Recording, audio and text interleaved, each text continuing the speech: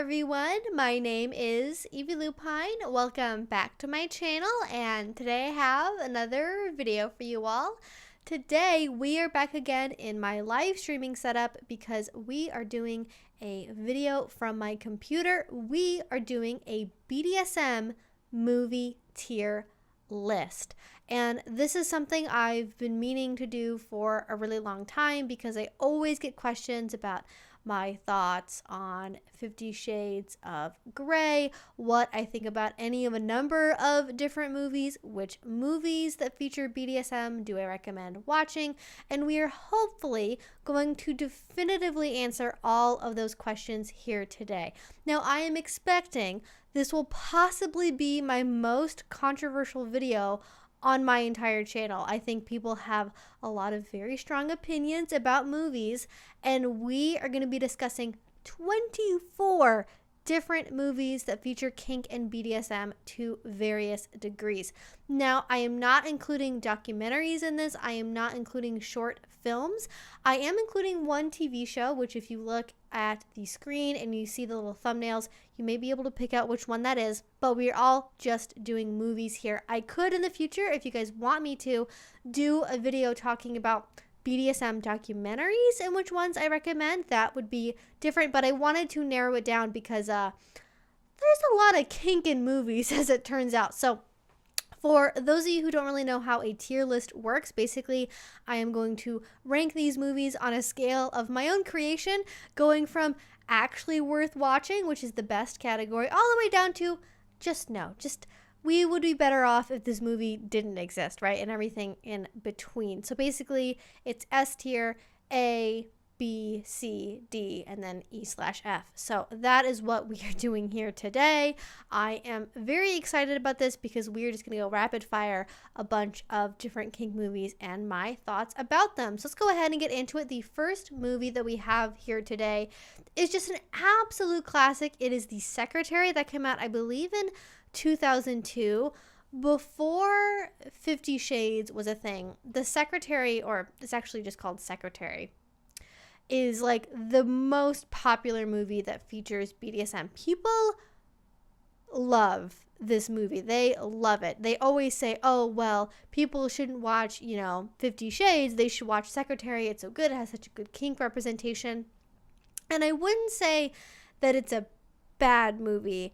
And especially compared to a lot of the things on this list, it is pretty good. I still do take issue with the fact that the movie sort of perpetuates the stereotype that sadomasochism is linked to mental illness or a desire for self-harm. I'm not a big fan of that personally, but overall, it is a pretty good movie, and I would put it in the actually worth watching category.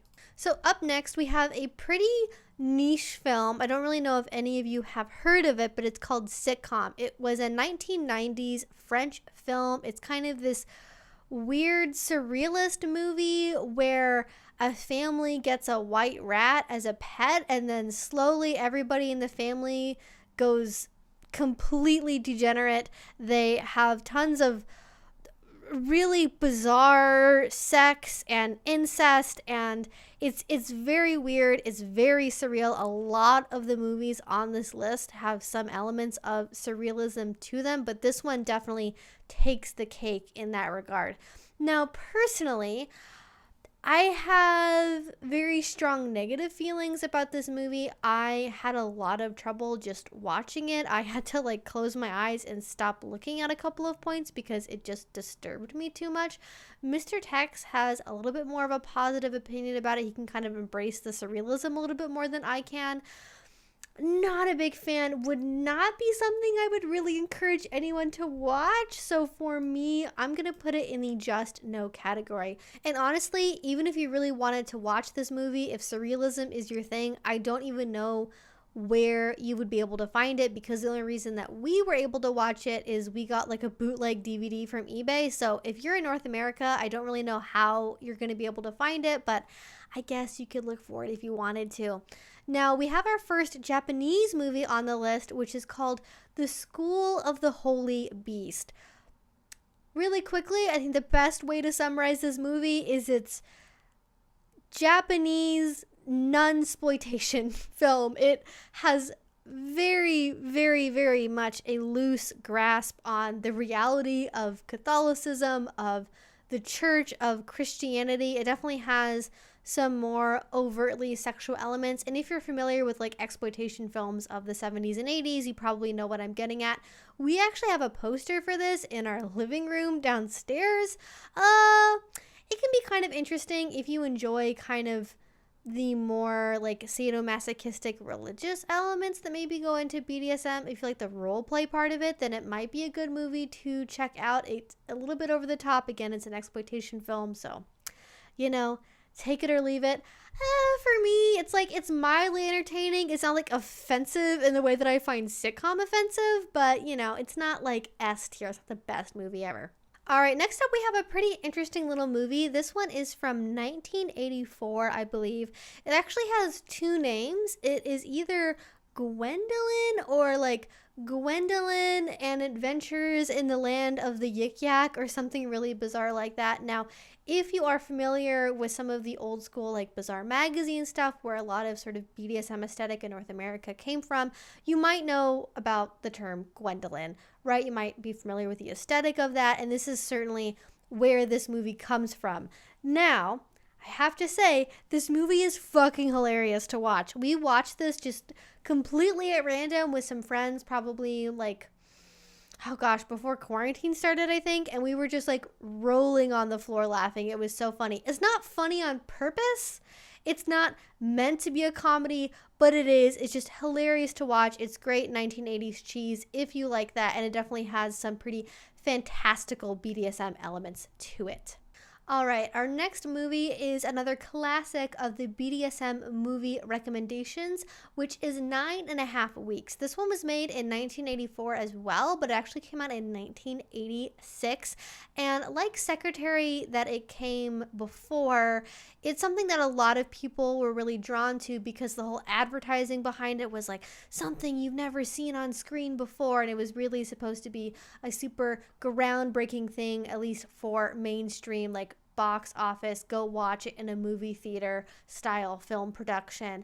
And it doesn't have a lot of kink in it, at least overt kink. They don't really ever call it BDSM or call it anything fetish related, but there's definitely a lot of things in there that are definitely super, super kink related. There's a few scenes that involve her wearing nylons or not wearing panties, or she has to crawl around on the floor and like gather up money that he's like throwing at her. So there's definitely BDSM stuff in there. And I'm also fairly confident this is where 50 Shades got its ending from, because it ends with like, spoiler alert, it ends with her being like, I've had enough of this, I'm leaving, and she just like leaves this apartment and walks off. And that's basically what happens in the first 50 Shades movie. So if you want to know where that came from, I would watch this movie. It's definitely very 1980s. And what's funny actually is Kim Basinger, who is in this movie, is also in 50 Shades of Grey as Elena. So just another little bonus for you there. I would consider this one to actually be pretty good and worth watching. Now, of course, we could not get through a BDSM movie tier list, I am sorry to say, without talking about 50 Shades of Grey. This is the first movie, which was the only one that was directed by a female director, and of the three ones, it is certainly my favorite. Is it a good representation of BDSM? No. Does it improve on the source material? Yes, it does. And this has the most BDSM out of all of the movies. It is the most directly trying to be a BDSM / romance movie. The other ones try to go in this like weird action direction, which we'll talk about when we get to those movies. So I like this one as sort of like cheesy, bad entertainment, but it's not really a good movie, but like, it could definitely be worse. And we will talk about how much it gets worse. Now, bonding. This is the only TV show on this list, and I used to have a video with my friend Brittany Simon. I don't think it's still on her channel, where we reviewed the entire first season of this show. It was supposed to get a second season. I don't know if it's come out. And a lot of people really love this because, oh my god, yes, it's on Netflix, and it's telling this story of like this young dominatrix, and like, I don't like it. I don't like it. I absolutely tore this movie to shreds when I first saw it, because it like tries to do this whole like, ooh, like being a dominatrix is female empowerment angle, but in this way that kind of degrades other forms of sex work and is like, oh my god, I'm not a dirty sex worker, I'm a dominatrix, and that's so different. And the reason why I'm a dominatrix is because I was abused by men, and this is a way of reclaiming my power. I'm just like, same thing as with the secretary. I'm not really a fan of those sorts of narratives that have to directly tie an interest in BDSM with some kind of history of abuse or trauma. Yes, people in the BDSM community experience abuse and trauma. Yes, you can do BDSM if you have a mental illness or history of it. That is not what I'm trying to say, but just for public consumption, for trying to make a good case for BDSM, I don't think it really does our community a service to constantly have those comparisons, and especially when it sort of makes it so, oh, I guess all dominatrixes are that way because they've been abused by men and hate men, and like, not a fan of that. So yeah, it's not really worth watching. It is really short. It's not really going to take up a lot of your time to watch it, but there's definitely things that are a lot better than bonding, I'm sorry to say. Now, we are going back with something that is an absolute classic. This is from the 1970s. This is Belle de Jour. This one definitely goes into the same sort of like French surrealist category as Sitcom. It's not as hardcore as Sitcom is, but what I like about it is it focuses on the fantasies of the lead female character, and that's where you get a lot of the expressions of BDSM, of the desire for kink. And I really like how much the film centers the desires of the female protagonist when it is talking about BDSM. It does have an interesting narrative outside of that.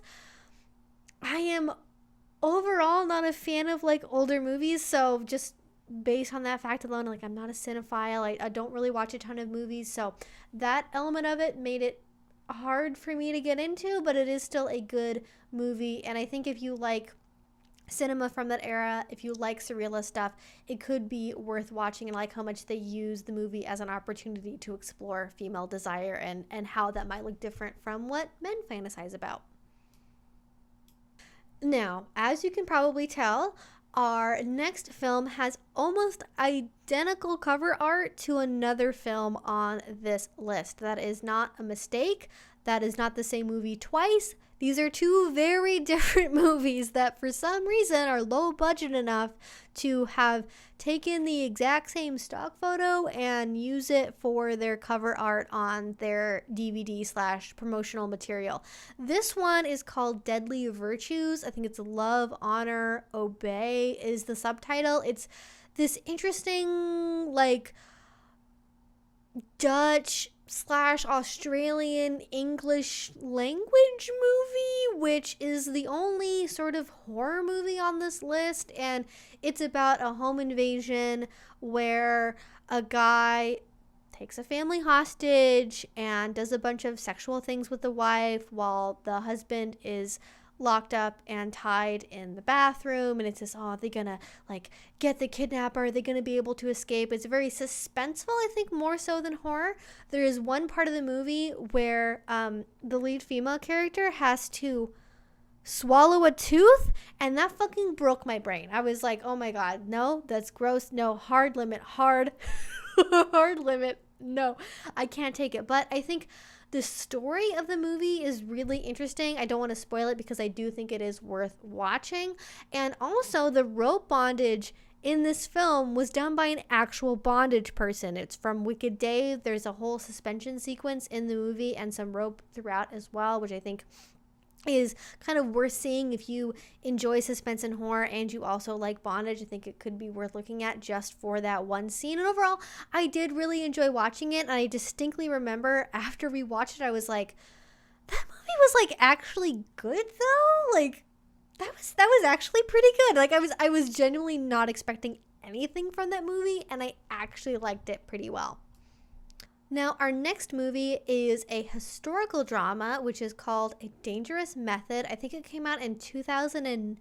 It stars, of course, Keira Knightley. Who else? And it goes into the character's relationship with Freud and Jung as they were developing their theories. And it mostly focuses on BDSM through the lens of like, ooh, we're like exploring your like hidden darker desires and that kind of thing. The actual movie itself is not really that focused on BDSM. There's like maybe 1 or 2 scenes where something kinky happens. It's very much in the background. So if you want something that's like full on kinky, I would watch a different movie. I think this movie overall is fine. If you like historical stuff, you'll probably enjoy it. Not my favorite thing on this list. Not really a lot of BDSM, but I certainly enjoyed it more than a couple of the other movies. I feel like I've front-loaded the good ones for some reason. I mean, y'all are about to get real disappointed with the rest of these movies, unfortunately. So our next movie is yet another surrealist film. This one is not from a French filmmaker, though. This is from David Lynch. It's called Blue Velvet. And if you like David Lynch, you're gonna like this movie. If you don't like David Lynch, you're not gonna like this movie. That's basically the best way I can summarize it. Again, like A Dangerous Method, BDSM is very much in the background here. It is advertised in a way that makes it seem like it's way more kinky and sexual than it really is, but honestly, like most of the kinky stuff is in this like really abusive, bad relationship, and it's really unclear if the guy is like a little or an age player or a daddy or what's going on there. It's a very deeply weird movie. Again, if you like David Lynch, you'll like this. If you don't, you won't. So just give it a skip if you're not into that kind of thing. I liked it okay. I didn't think it was awful, but certainly not David Lynch's finest work. I love Twin Peaks. I actually watched the Dune movie that he did with Mr. Tex for his birthday a couple weeks ago. And that one is just a hilariously bizarre ride. So I like David Lynch. Not really my thing, though. Could have been a little bit of a better experience. And up next, we have The Piano Teacher. How do I describe this movie? I think a lot of these films have a connection between mental illness and BDSM.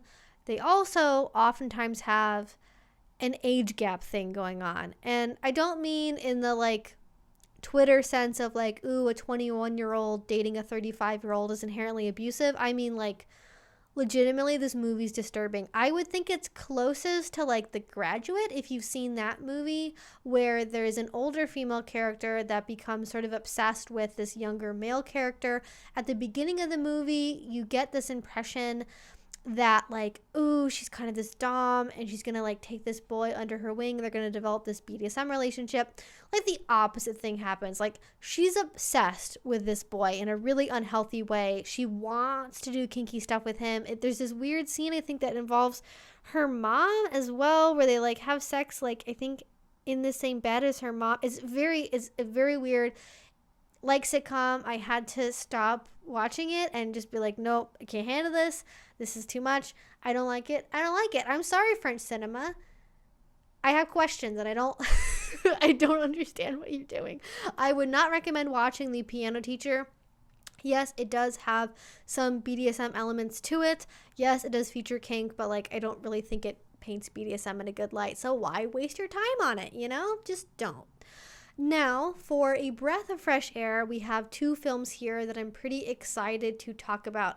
The first one is called Preaching to the Perverted, which is an English film, and it has one of the most robust displays of a professional dungeon and a lavish sort of torture garden-esque BDSM party I've seen. It involves some elements of like the early internet and like the government investigating this BDSM club, and then at the end they're like married and they're having a baby. It goes all over the place. It is a really entertaining ride. I don't want to spoil it that much like in terms of the actual details because I think it's worth checking out. I think it does a good job of talking about BDSM. I think it has a lot of very memorable scenes that would perhaps be great for inspiring your own BDSM play. And overall, it was a fun ride. So, you know, why not check it out?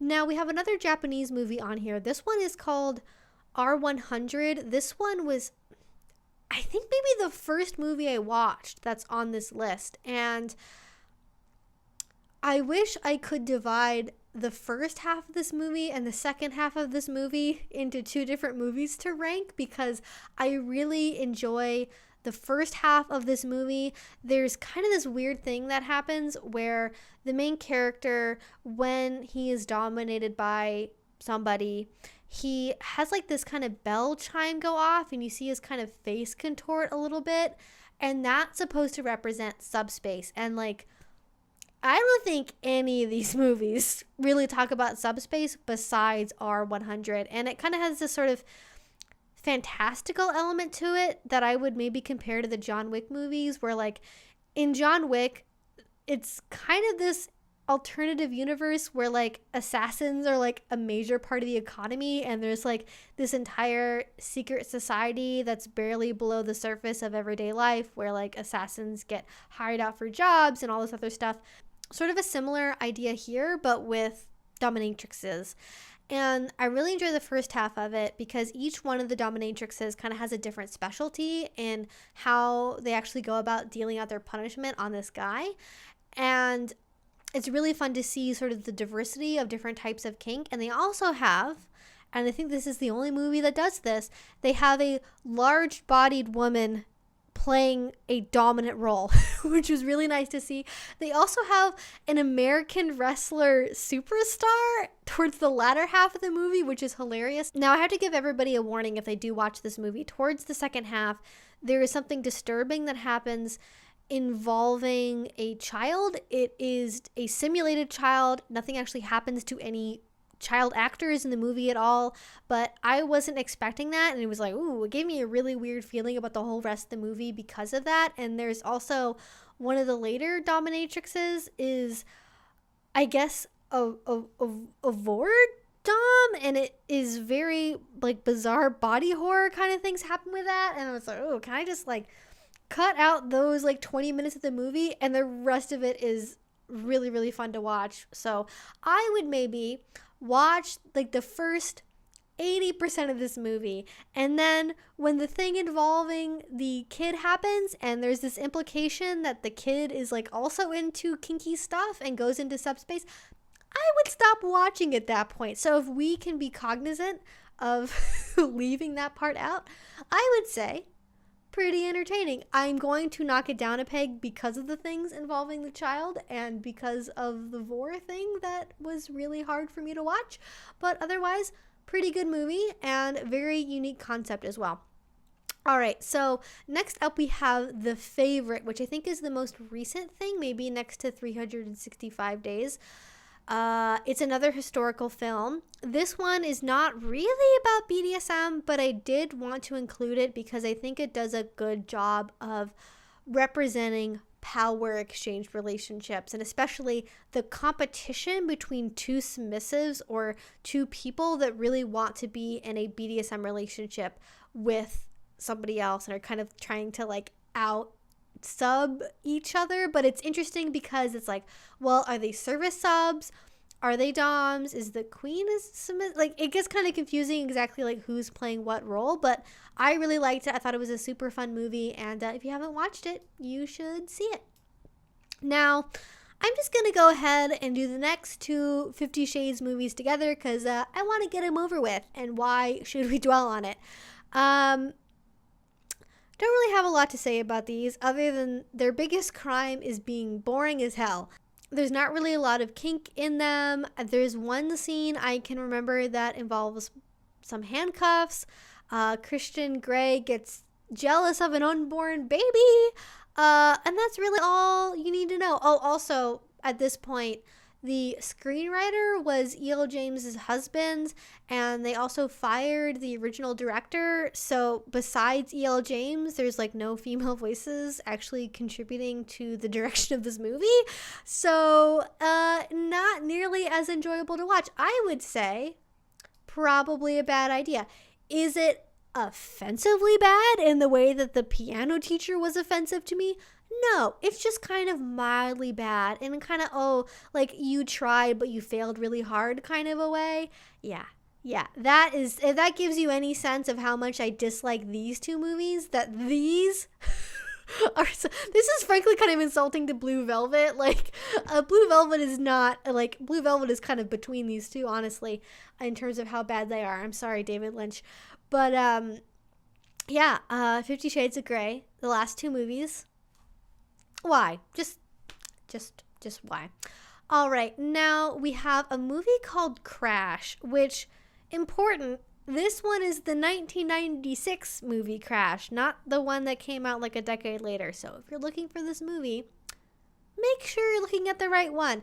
This one is catered to a very particular fetish, which is people who get off to car crashes.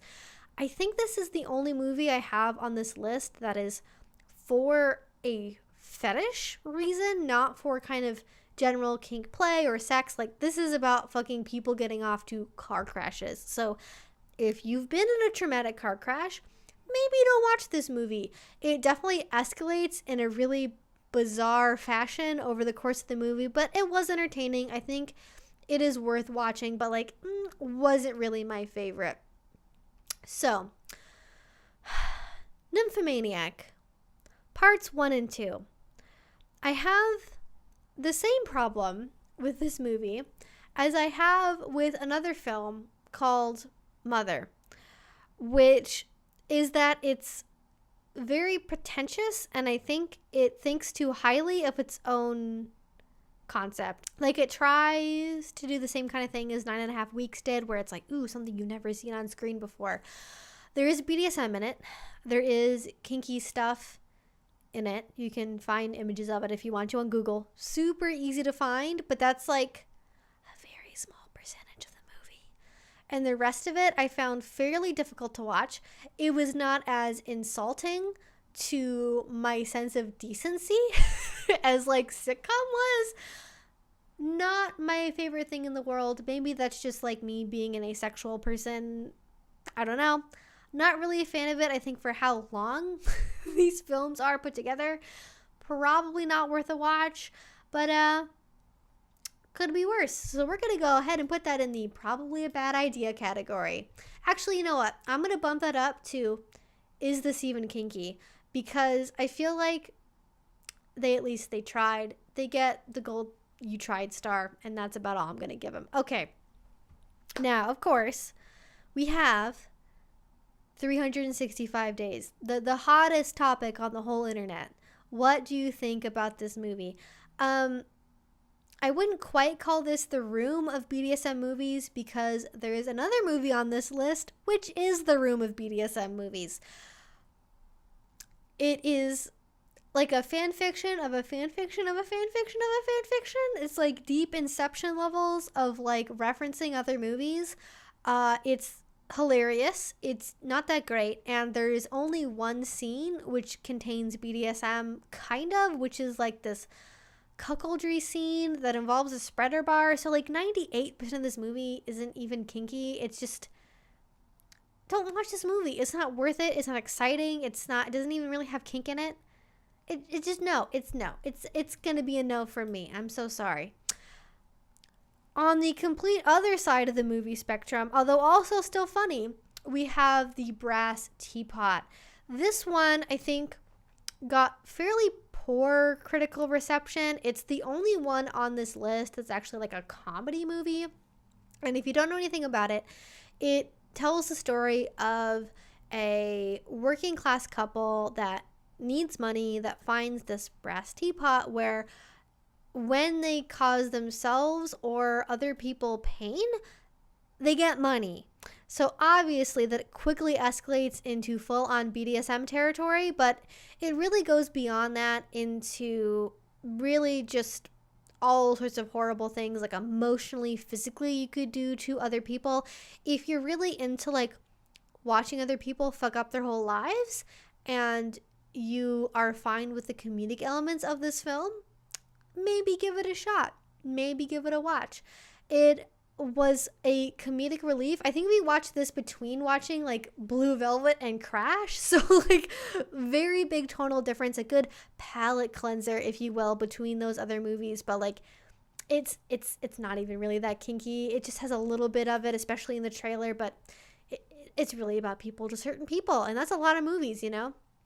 All right, so next up we have the final classic movie on this list, which is The Story of O. This one comes from the same era as Belle de Jour. I think it was 1975 as well, but don't quote me on that. There's a lot of things that came out in 1975.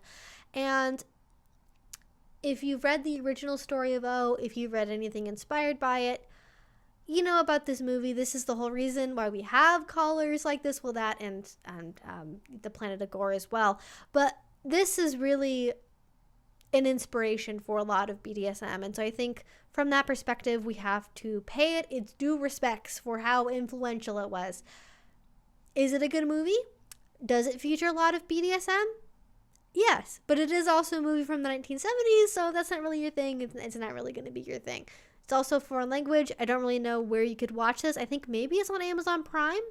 But yeah, mildly entertaining. Maybe not the best movie I've seen, but you know, could be worse. Now, the next two. Honestly, I've saved the best for last, guys. I have saved the best for last. So, The Duke of Burgundy was the second movie that we watched of all these movies after R100. And I genuinely really enjoy this movie.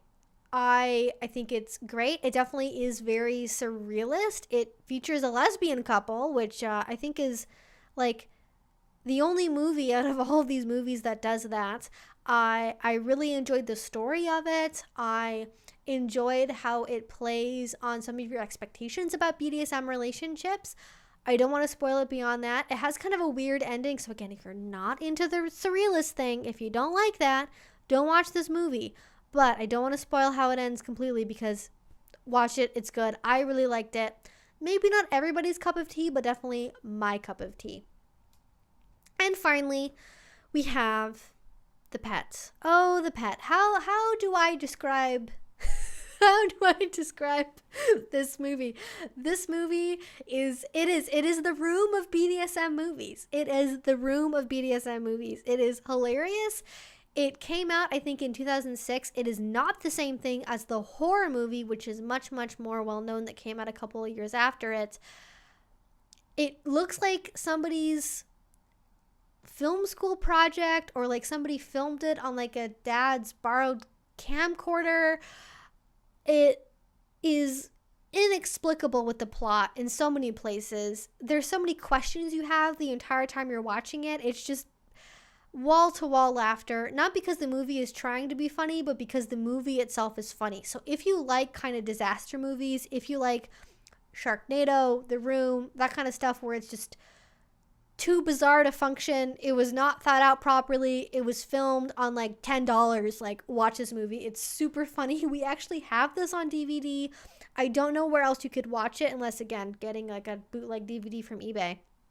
But it's fucking hilarious. I like this movie way more than I should like it because it's not that good, but it's funny in this really hilarious way that none of the other movies on this list can quite replicate. So you know what?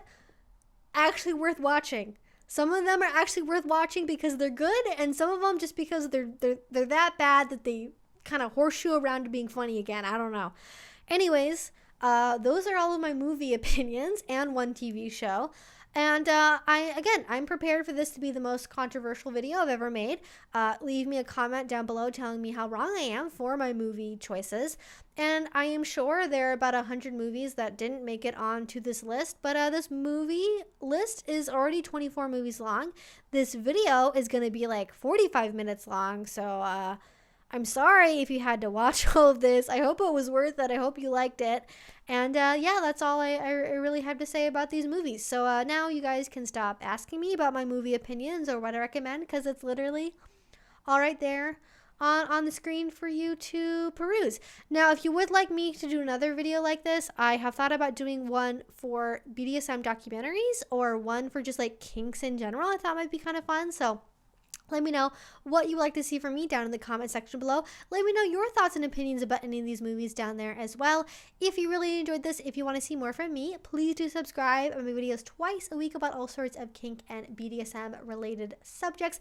And finally, if you really enjoyed this, if you want to support what I do, the best way you can do that is through Patreon.